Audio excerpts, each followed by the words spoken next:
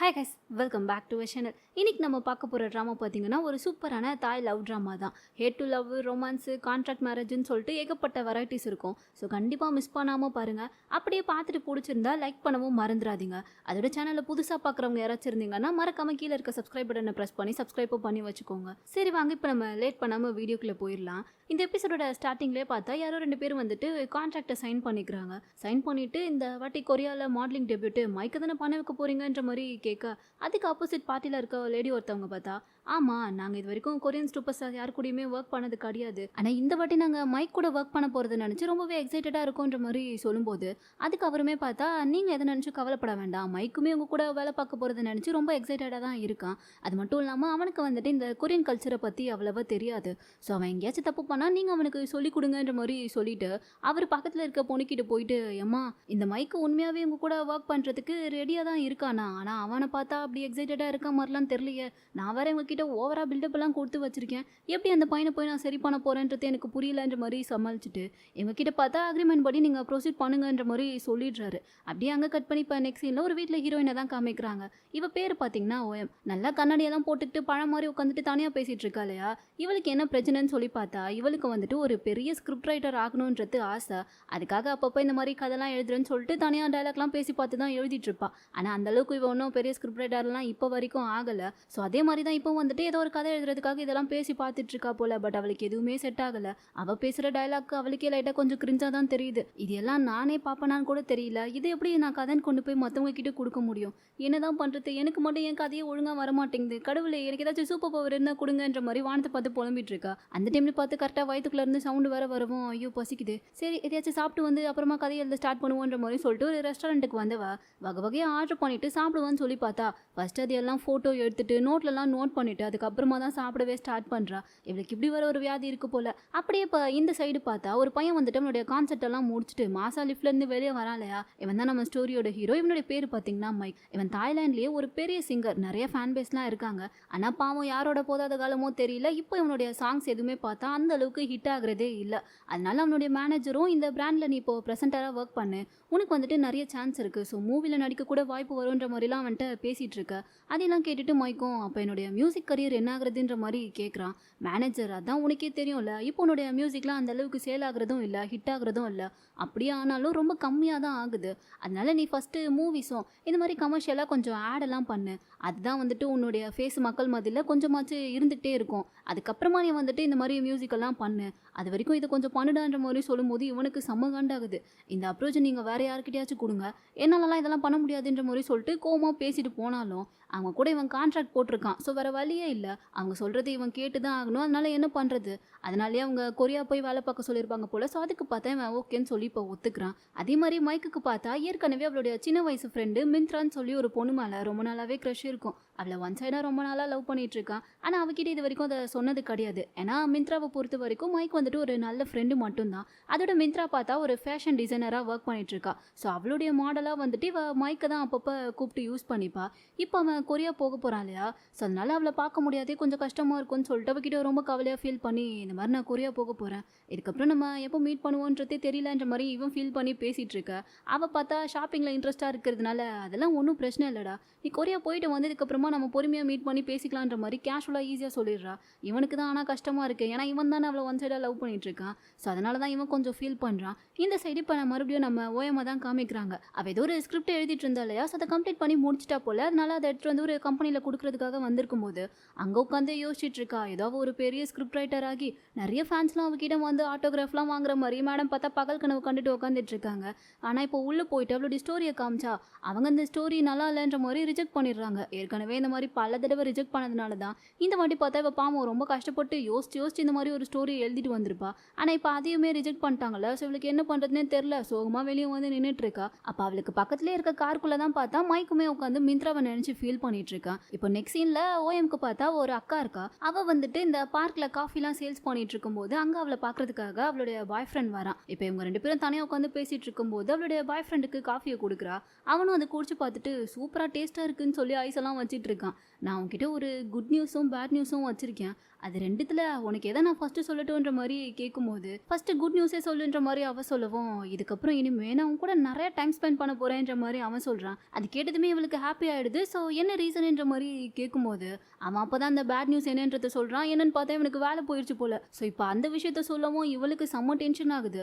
அப்பதான் இவனே கேட்குறான், சரி ஹனி, நீ என்கிட்ட ஃபோனில் ஏதோ ஒரு குட் நியூஸ் சொல்லணும்னு சொன்னியே, அது என்னதுன்ற மாதிரி இப்போ இவன் கேட்க, அவன் என்னடானா பாட்டுன்னு நான் ப்ரெக்னெண்ட்டாக இருக்கேன்னு சொல்லி ஒரு பெரிய குண்டை தூக்கி போடுறா. அதுக்கு எடுத்து இவனுக்கு அப்படியே தலையெல்லாம் சுத்த ஆரம்பிச்சிருச்சு. ஒரே கன்ஃபியூஷனில் உட்காந்துட்டு இருக்கான்.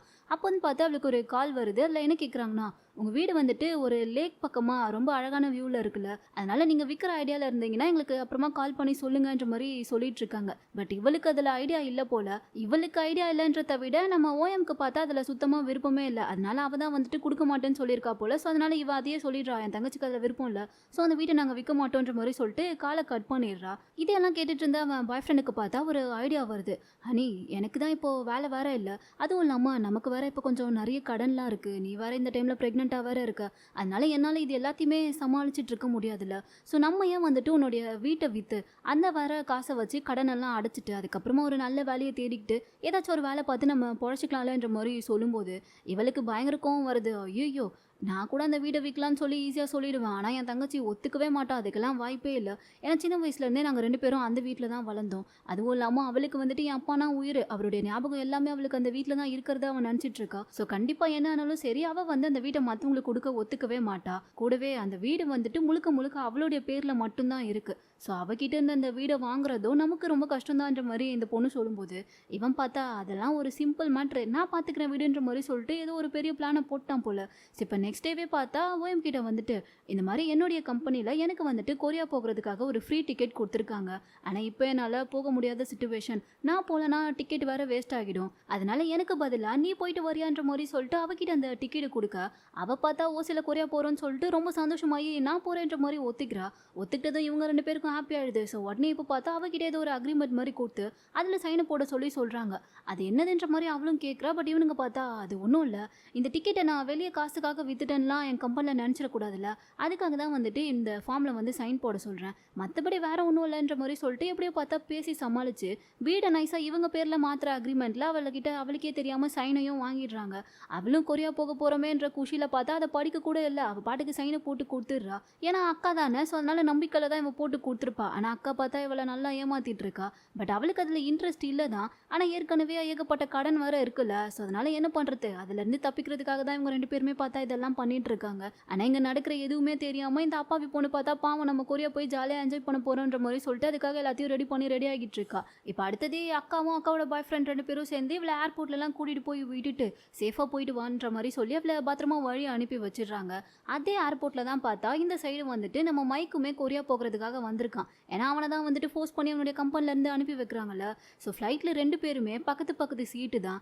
அவள் இப்போ தான் ஃபர்ஸ்ட் டைமாக ஃப்ளைட்டில் போகிறான்றதுனால ஜன்னல் வழியாக வேடிக்கை பார்க்குறோன்ற பேரில் விட்டு அவன் மேலேயே ஏறி உட்காந்துப்பா போல அந்த அளவுக்கு அவனை போட்டு டார்ச்சர் பண்ணிட்டு இருக்கா. அவனும் ஒரு கட்டத்துக்கு மேலே அவளுடைய டார்ச்சரையும் கொஞ்சம் கூட பொறுத்துக்க முடியாமல், உங்களுக்கு ஓகேனா நம்ம வேணா சீட்டை எக்ஸ்சேஞ்ச் பண்ணிக்கலாமான்ற மாதிரி சொல்லிட்டு சேஞ்ச் பண்ணி உட்காந்துக்கிறான். இவளுக்கோ ஜன்னல் சீட்டு கிடச்சிச்சுன்ற சந்தோஷம், ஆனால் இவனுக்கோ இதுக்கப்புறம் இவன் நம்மளை டார்ச்சர் பண்ணாமல் நிம்மதியாக இருக்க விடுவாளோன்ற மாதிரி சொல்லிட்டு தான் சீட்டு போனாலும் பரவாயில்லன்ற மாதிரி வீட்டுக்கு கொடுத்துட்டு இந்த பக்கம் வந்து உட்காந்துருப்பான். ஆனால் அப்பவும் பார்த்தா இவ விடுற மாதிரி இல்லை. அவனை பார்த்துட்டு உங்களை எங்கேயோ பார்த்தா மாதிரியே இருக்கே, நானும் ரொம்ப நேரமாக யோசிச்சு பார்த்துட்டு இருக்கேன், எங்கேருந்தான் ஞாபகம் வர மாட்டேதுன்ற மாதிரி யோசிச்சு பார்த்துக்கிட்டே இருந்தவா. அதுக்கப்புறமா தான் நீங்கள் அந்த தாய்லாந்து சூப்பர் ஸ்டார் தானே, உங்களுடைய சாங்ஸ் எல்லாமே எனக்கு ரொம்ப பிடிக்கும்னு சொல்லி அவனுடைய சாங்ஸ் எல்லாம் பாடி காமிச்சிட்டு இருக்கா. அவனும் இந்த பைத்தியத்தை யாருடா நம்ம பக்கத்தில் உட்கார வச்சதுன்னு சொல்லி செம்ம கானில் தான் இருக்கான். ஏன்னா பாவம் அவனே ஏற்கனவே கொரியாவுக்கு சுத்தமாக போகவே விருப்பம் இல்லாமல் கானில் தானே போயிட்டு இருக்கான். அது தெரியாமல் இவ வேற அவனை சும்மா வெறுப்பேத்திட்டே இருக்காளா. அவனும் எனக்கு டயர்டாக இருக்குது, ஸோ நான் ரெஸ்ட் எடுக்கணும், நீங்கள் உங்கள் வால்யூமை மட்டும் கொஞ்சம் குறைச்சிக்கோங்க ப்ளீஸுன்ற மாதிரி சொல்ல. ஆனால் அவாதியெல்லாம் மதிக்கவே இல்லை, மறுபடியும் கத்திக்கிட்டே தான் இருக்கா. இவனால் முடியல, அம்மா நீ எதையாச்சும் பண்ணிட்டு போன்ற மாதிரி சொல்லிட்டு விட்டுடுறான். இப்போ அடுத்து சாப்பிடும்போது கூட பார்த்தா என்னோடத விட உங்களோடது ரொம்ப டேஸ்ட்டாக இருக்கும் போலியன்ற மாதிரி சொல்லிட்டு இவளே அவன் பிளேட்லேருந்து எடுத்துலாம் சாப்பிட்டுட்டு இருக்கா. ஃப்ளைட்டில் ஒயின் வர ஃப்ரீயாக கொடுப்பாங்கல்ல, ஸோ ஃப்ரீயாக கிடச்சது தான் போதுன்ற மாதிரி கண்ணு முனை தெரியாமல் அதிகமாக குடிச்சிட்டு அவன்கிட்ட தான் பிரச்சனை பண்ணிட்டு இருக்கா. இவனால் சுத்தமாக முடியலை, எப்பா இந்த தொல்லையை வச்சுக்கிட்டு எப்படா நான் கொரியா போய் சேர போகிறேன்ற மாதிரி தான் அவனுக்கு இருக்குது. இப்போ அடுத்து இவ பார்த்தா ரெஸ்ட் ரூம் போயிட்டு வரா. வந்து எந்த சீட்டில் உட்காரணுன்றது கூட தெரியல, அந்த அளவுக்கு குடிச்சிருக்கா. ஸோ தடுமாறிட்டே எப்படியோ கரெக்டாக அவளோட சீட்டு தேடி கண்ணு பிடிச்சி வந்துட்டு உட்காருவான்னு சொல்லி பார்த்தா அங்கே மைக்கை பார்த்து எனக்கு கொஞ்சம் லைட்டா வாமிட் வர மாரி இருக்குன்ற மாரி செய்க காமிச்சிட்டு இருக்கவும், அவனுக்கு புரிஞ்சிருது. "மவளே, இங்க மட்டும் நீ வாமிட் பண்ண அவ்வளோதான். அதோட என்கிட்ட நீ செத்துட்ட. ஒழுங்கா வாஷ்ரூம் ஓடி போயிருன்ற மாரி அவன் சொல்லி முடிக்கல. அதுக்குள்ள பார்த்தா அவ்வளோதான். இவ அங்கேயே வாமிட் எடுத்து, அந்த இடத்தையே ஒரு மாரி நாஸ்தி பண்ணிடுறா. இவனால ஐயோ! என்னடா இதுன்ற மாரி இருக்கு. இவளும் அப்படியே கீழலாம் விழுந்து என்ன பண்றதுன்னு தெரியாம அப்படியே ஒளறிட்டு உட்காந்துட்டு இருக்க. இவனும் பார்க்குறான். இவள நம்ம பக்கத்துலயே உட்கார வச்சா, அதுக்கப்புறம் நமக்கு கடைசி வரை நிம்மதியே கிடைக்காதுன்ற மாரி, அவள அப்படியே நேரா வாஷ்ரூம் கூட்டிட்டு போய் விட்டு டோர உள்ள வச்சு லாக் பண்ணிட்டு வந்துட்டான். வந்து இவன் பாட்டுக்கு வேற சீட்ல நிம்மதியா உட்காந்துக்கிறான். விட்டுதுடா தொல்லன்ற மாரி கொஞ்ச நேரம் நிம்மதியா இருக்குல்ல. அதுக்குள்ள அந்த ஃப்ளைட்ல இருக்க ஏர் ஹோஸ்டஸ் பார்த்தா அவள கூட்டிட்டு வந்து அவனுடைய சீட்லயே பக்கத்துல உட்கார வச்சுட்டு போயிடுறாங்க. இவனுக்கு அவ்வளவுதான். இன்னைக்கு பயணம் ரொம்ப சிறப்பா தான் போக போகுதுன்ற மாரி சொல்லிட்டு அவ கூடயே தான் சகிச்சுட்டு உட்காந்துட்டு இருக்கான். இப்ப எப்படியும் ஒரு வழியா கொரியாக்கும் வந்து சேர்ந்துடுறாங்க. 2 பேரோட ஃபர்ஸ்ட் மீட்டிங்குமே வந்துட்டு அதான் ரொம்ப சிறப்பா இருந்ததுல்ல. அதனால இனிமே இவள பாத்துறவே கூடாதுன்ற மாரி தான் இவன் நினைச்சிட்டு இருக்கான். ஆனா கடைசியில பார்த்தா 2 பேருமே ஒரே ஹோட்டல்ல தான் ஸ்டே பண்ண போறாங்க போல. ஸோ அங்க மைக் இவள பார்த்ததுமே ஐயோ! இவளா இங்கேயும் வந்து நம்ம கண்ணில் மாட்டிட்டானா அப்புறம் நம்மள விடவே மாட்டாளேன்ற மாதிரி சொல்லிட்டு இவன் பார்த்தா அவள் பார்க்கறதுக்குள்ள அங்கேருந்து போயிடணுன்ற மாதிரி நைஸ் அங்கேருந்து கிளம்பி போயிடுறான். ஆனால் இங்கே நம்ம ஓஎம்கா தாயை தவிர வேற எந்த லாங்குவேஜுமே அவளுக்கு தெரியல. இங்கிலீஷும் தெரியாம கொரியாவும் தெரியாம எப்படி ஒரு வழியா எல்லாத்தையும் சமாளிச்சு அவளுடைய ரூம் எதுன்றதையும் கண்டுபிடிச்சி அங்கே வந்துடுறா. அடுத்து வேற எந்த வேலையும் வேற இல்லை. ஸோ ஒரு மேப்பை எடுத்துக்கிட்டு அவளுக்கு எந்த இடம்லாம் பிடிச்சிருக்கோ எங்கெல்லாம் போய் அவள் சுற்றி பார்க்கணும்னு ஆசைப்படுறாளோ அது எல்லா இடத்துக்கும் போயிட்டு ஜாலியாக ஃபோட்டோலாம் எடுத்துக்கிட்டு பயங்கரமாக என்ஜாய் பண்ணிட்டு இருக்கா. இந்த சைடு அப்படியே இப்போ நம்ம மைக்கை தான் காமிக்கிறாங்க. அவனை இன்டர்வியூ தான் பண்ணிட்டு இருக்காங்க. அங்கே வேற எல்லாருமே பார்த்தா அவன் கிட்ட ஒரே கேள்வி தான் கேட்டுட்டு இருக்காங்க. அவங்க கூட ஃபோட்டோ எடுத்துக்கலாமான்ற மாதிரி. இவனும் சலிக்காம அதுக்கெல்லாம் பொறுமையாக ஆன்சர் பண்ணிட்டு எல்லாரு கூடயுமே பார்த்தா தனித்தனியாக ஃபோட்டோவும் எடுத்துட்டு இருக்கான். இங்கே ஓயமும் வந்துட்டு பார்க்கில் சின்ன குழந்தைங்க கூடலாம் விளையாடிட்டு ஃபோட்டோலாம் எடுத்துட்டு இருக்கா. அப்போ அங்கே பார்த்தா இந்த ட்ராமாவோட இன்னொரு கேரக்டர் காமிக்கிறாங்க. இவனுடைய பேர் பார்த்தீங்கன்னா ஜியான். அவனுக்கு நம்ம ஓயமை பார்த்ததுமே பிடிச்சிருது. ஸோ அவளை ஃபோட்டோ எடுத்துட்டு இருக்கும்போது பின்னாடி ஜியான் இருக்கிறத இவளுமே பார்த்துட்றா.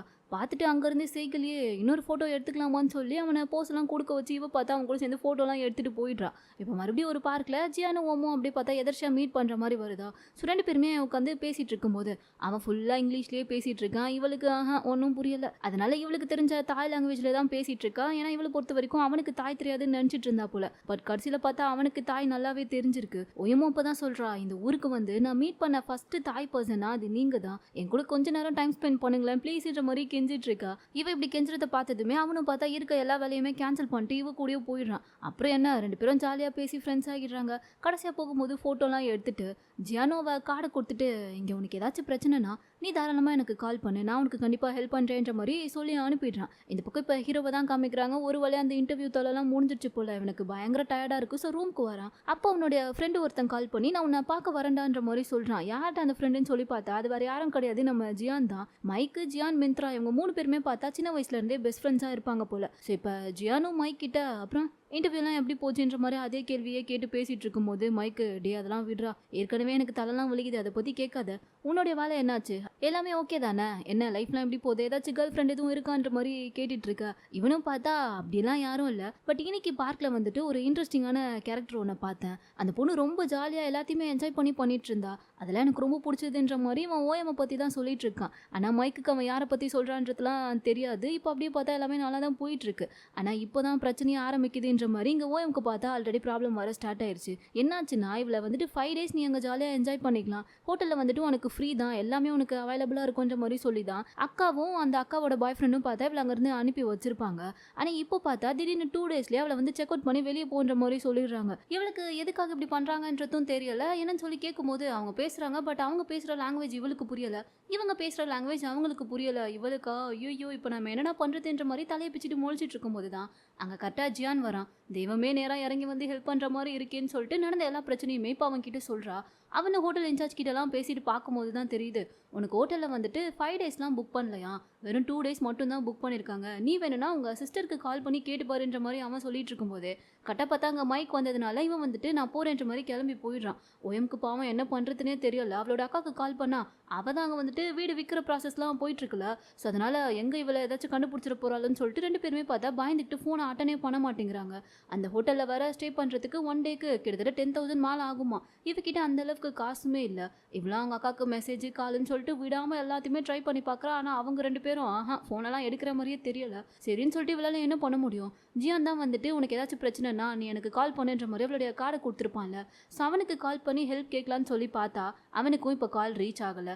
இவளுக்கு இப்போ நம்ம யார்கிட்ட போய் ஹெல்ப் கேட்குறதுன்ற மாதிரி அப்படி ரோட்டில் தனியாக நடந்து போயிட்டு இருக்கும்போது தான் அங்கே ஒரு பஸ்ஸில் பார்த்தா மைக்கோட ஃபோட்டோவை பார்க்குறா. அப்போ தான் இவளுக்கு ஒரு ஐடியாவே வருது. என்னென்னா அவனும் அந்த ஹோட்டலில் தானே ஸ்டே பண்ணியிருக்கான். ஸோ அதை பார்த்தா இவன் வந்துட்டு வந்துட்டு அங்கே பார்த்துருப்பா. அது மட்டும் இல்லாமல் மைக் வந்துட்டு ஃப்ளைட்டை விட்டு இறங்கி போகும்போது அவனுடைய கோட்டை வந்து அங்கேயே மறந்து வச்சுட்டு போயிருப்பான். அதை பார்த்தா இவ அப்புறமா கொடுத்துக்கலான்ற மாதிரி எடுத்து வச்சிருப்பா.